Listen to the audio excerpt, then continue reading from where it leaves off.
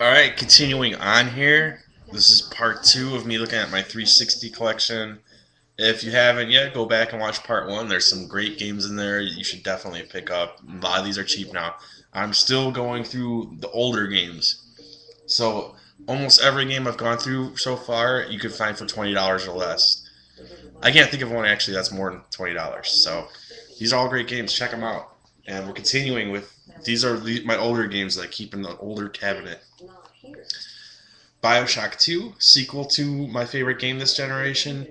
Bioshock 2, it's kind of a miracle that they pulled this off because it's actually pretty good. It's got a good story. Of course, it doesn't top the first one. The gameplay mechanics are a little bit better. Um, it's just, it feels a little rushed. I remember I got this and I beat it twice within the first week I had it, which is not common for me. Like, I burned through this in a day. I'm kind of going the good route and then an evil route. And I like this game. Like I said, it wasn't the developer of the original, so it's pretty impressive that they pulled it off. It's a good game, and this one is under $10 too. I think that Bioshock Infinite is going to be infinitely better, but this is not bad if you like the first one and you never try it out too. Dude, it's under $10. You can't go wrong. It's really not a bad game. Kind of underrated actually. It's short and it's just there's no way they're going to top the story of the first one. It just doesn't have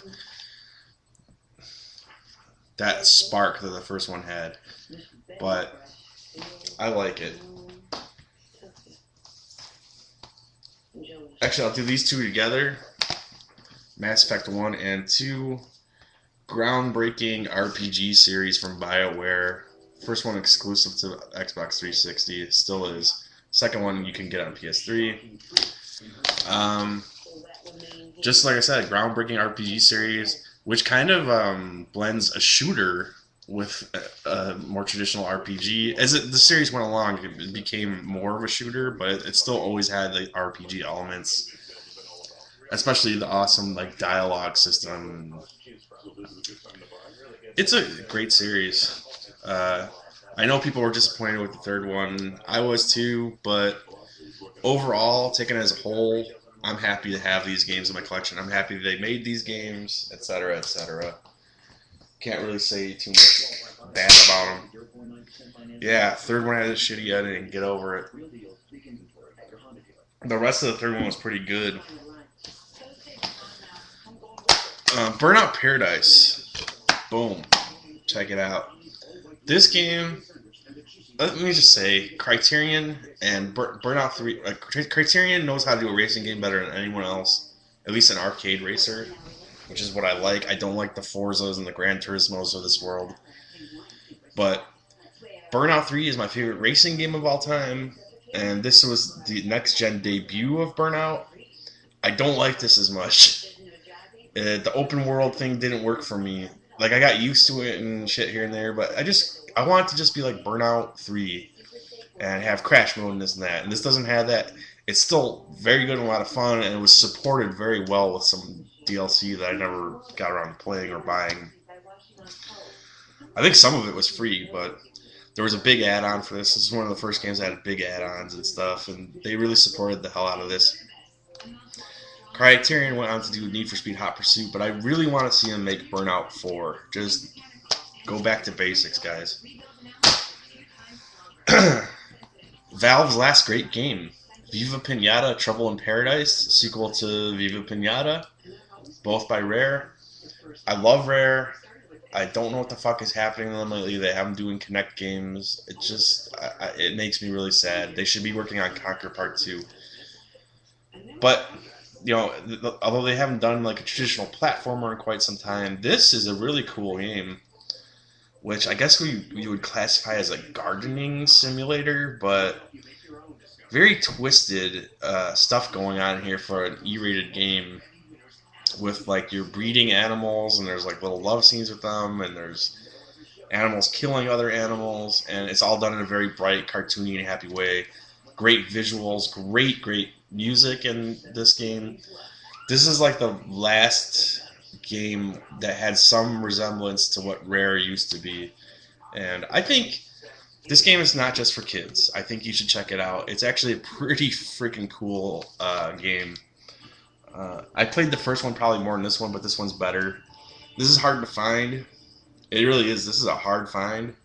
If you find it, pick it up. It's worth it. If you can't find it, pick up the first one. The first one's good too. They really are. I'm not bullshitting you. Tomb Raider Anniversary. Now, I never had a PS2 back in the day, or a PS1, so I didn't really get into the Tomb Raider games. And most of the ones that I've played are not good, but I really like this one. This one is great. It's just like a nice, good adventure game with good puzzles and platforming. And if you like those things, try Tomb Raider Anniversary out. Seriously. And this is a really long game, actually. I don't think I finished it, but I got really close. And you're talking like 20 hours of just pure, there's not a lot of filler in it, too. It's just like temple after temple after temple, or tomb or whatever that you're raiding. Hence the title. But honestly, these people shit on these games now. I love this one, and I actually can't wait for the new one. The new one looks incredible. I think most people are excited about the new one because it looks great, and Crystal Dynamics is really kind of, I think that's the developer. They really stepped up their game, it seems like. And the downloadable game that they released, was it last year or the year before? Lara Croft and the Guardian of Light is actually a really solid top-down, action puzzle game. Batman Arkham Asylum.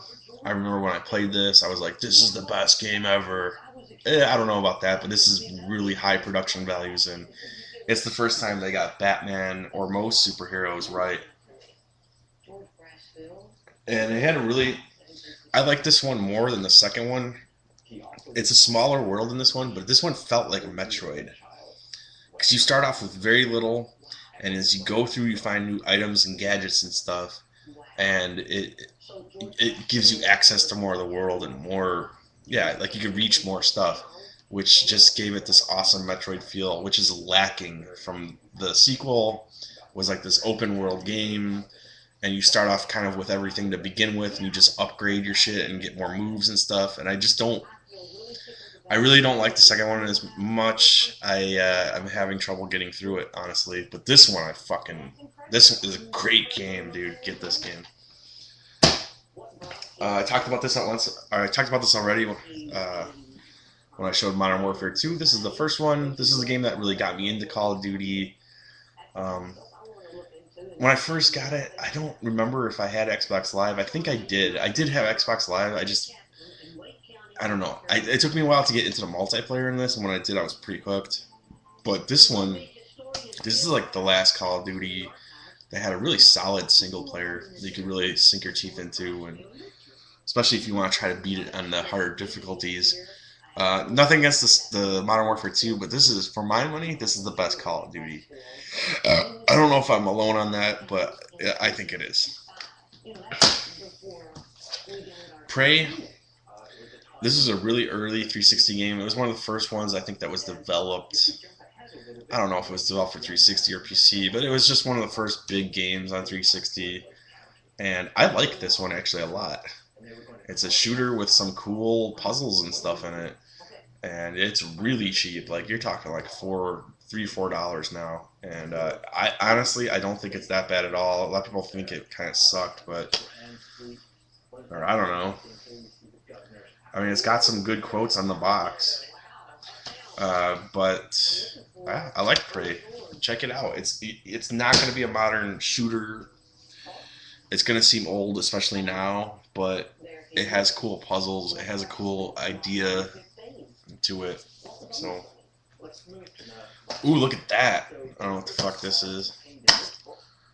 Oh, Cameo, Elements of Power. This is a launch game for 360 by Rare, and it was kind of more in their old style of adventure platformer, but honestly, I never played it. I can tell you right now, it doesn't have the cover art or anything, so I bought this off of eBay really cheap, and I remember I tried it out and I didn't really dig it. It might have just been that it was old, and, launch-itis. Launch titles are not always the best.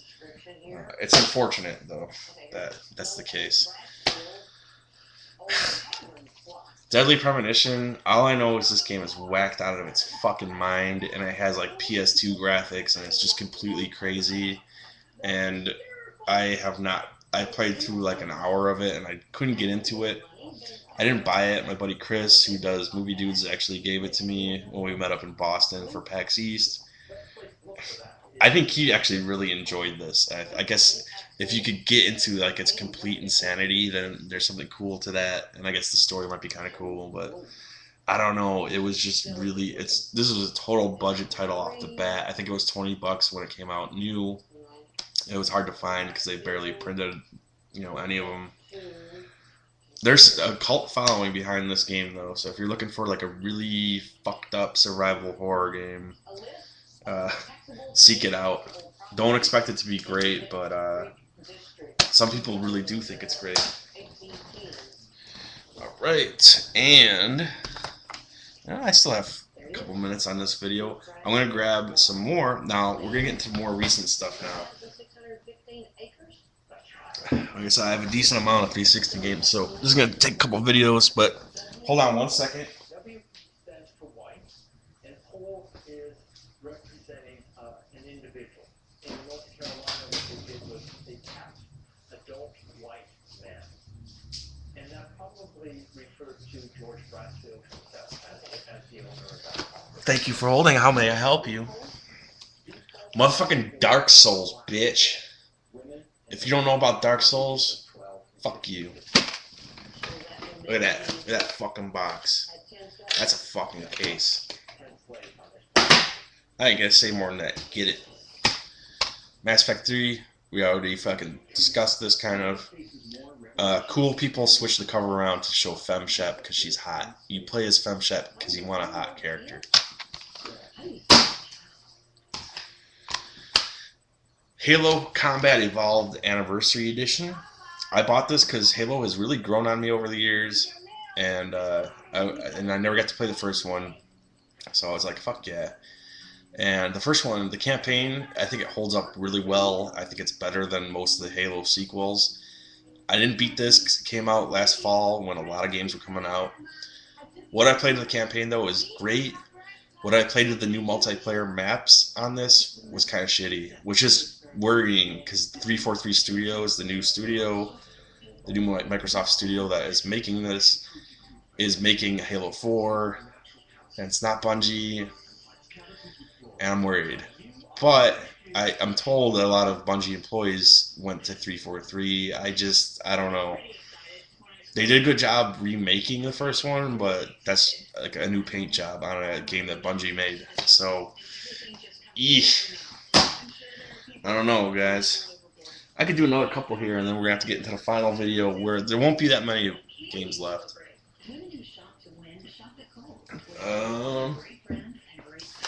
Dead Rising 2. I told you how much I love the first one.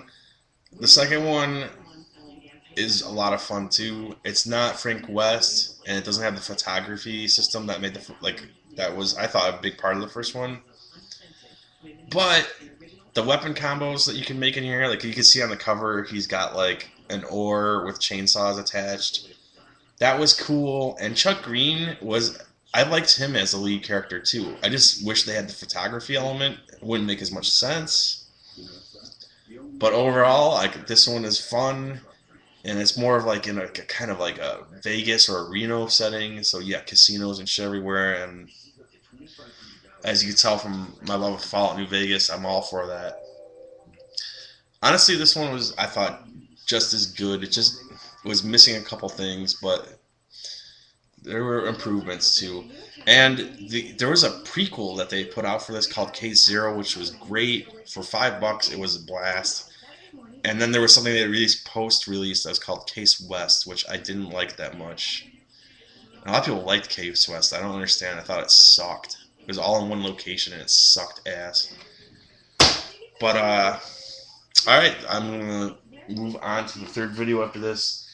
there's a decent chunk of games left. I hope I could get them all into like a third clip here. But thanks for sticking with it, and yeah.